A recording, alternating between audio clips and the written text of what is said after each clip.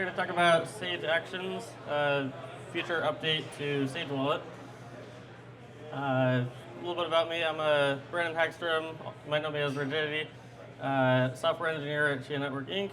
I founded Arbor Wallet right after the mainnet launch, and I got hired to CNI as a developer relations engineer, and then like a couple of years later, I became a software engineer for them, and now I work on Sage Wallet on the side.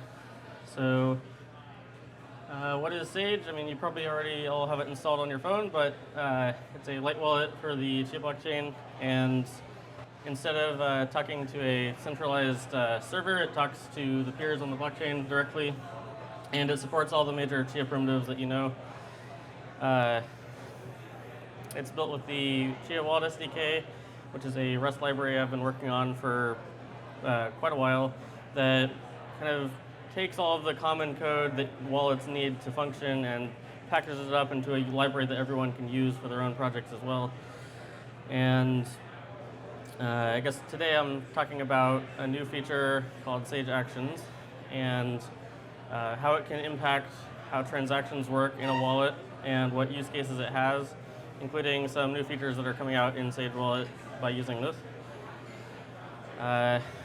So first of all, when you make a transaction in your wallet, all the user does is you guys click a button and it makes a transaction and you submit it, and it just all works. Sometimes the coins will not sync and you'll have to resync your wallet. Sometimes your wallet will just randomly stop working and you'll have to restart it.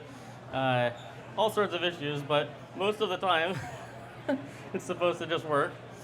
And what happens behind the scenes isn't immediately obvious, but because the Chia uses the coin set model, you have to first select the coins that you're going to be spending based on the amount that you're sending, and spend all of them, add conditions to them, send the change back to yourself, attach fees, and make sure that the coins can't be separated so that it's secure. And all of this has to be done for every type of transaction that you do, be it sending XCH, minting a cat, minting an NFT. And it's just a bunch of code that's duplicated for each of these things. And it makes it hard to build new primitives or new functionality on top of the wallet without doing a bunch of copy pasting and combination of a bunch of repetitive tasks like this. So I've decided to completely redesign how transactions are built by creating a new action system, where instead of building an entire transaction at once, you construct a transaction from some predefined actions like send XCH or mint NFT, and you can combine these together, and there's an action system that will resolve these actions and put them together into the final spend bundle. This reduces the amount of code, and the way that it works is you give it a list of actions, maybe some coins that you have pre-selected in the UI. So if you're just combining coins, you'd be selecting the various different coin IDs in the UI, and it would go ahead and select those coins. It would figure out what the actions are spending, what they're creating, and calculate the difference in the amount of what you've selected and what you're spending.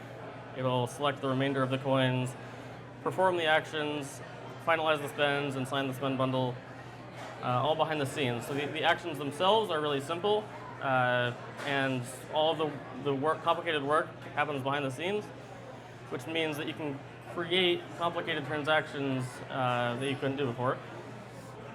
These are the list of actions that you can do right now. This is pretty much all of the functionality in the wallet can be implemented using these. And you can combine multiple of these together. So if you wanted to create a DID and mint an NFT using that DID at the same time, you couldn't do that previously, but now you can. If you wanted to mint multiple cats at once, you could. Or if you want to send multiple assets of different types at the same time, or airdrop, all these different features can be implemented with this system. And all of the redundant code is consolidated into one place. So now you can focus on what you want the transaction to do and not how to do it. So some new features that will be coming out are option contracts. This is something that I hoped to have finished by Toronto, but unfortunately I wasn't able to. With an option contract, you can mint a singleton and lock up assets inside of it, and someone can exercise this option contract if they own it by paying a price for it. And you can trade this option to buy these assets to other people with offer files. And it's all guaranteed on chain. You don't have to worry about them rug pulling the offer file if they don't want to sell you the asset anymore. You can do some new things with offer files, like splitting the coins before you make an offer file. A common problem that people have is they create an offer file, they are trying to give away or sell 1 XCH, and they accidentally lock up their entire balance of 500 XCH and wonder where it all went. And it's because this offer file has to be completed before the rest of their funds will be unlocked and sent back to them. So if you split the coin automatically before making the offer, you will never run into that problem. You can also take multiple offers and arbitrage the assets included in them. Or you could make 58 offer files at once if you wanted to. Like I said, you can send multiple types of assets at once. You could create a queue of actions that you want to take at once, and you could distribute rewards if you have something like the Monkey Zoo token. It will also allow you to do replace by fee, which is a feature that people don't care about until there's a dust storm and their transaction is stuck in the mempool for hours on end and they're wondering how to speed it up. So this will allow you to take a transaction that you've submitted, kind of rebuild it with a higher fee, and submit it again. You could even attach new actions to that transaction. So just a quick roadmap for this. The action system is almost finished. It will support all of the transactions that you can already do, making and taking offer files, but the UI and the RPCs will remain the same for compatibility for now as people test it out. And option contracts will be released soon. After that, I will remove the old RPCs and create new RPCs that allow you to utilize actions and take multiple actions at once in the same transaction. And the UI will probably be the same for now. And I'm going to, later on, create another release that will let you build complicated transactions in the UI if you want to, kind of in an advanced features list,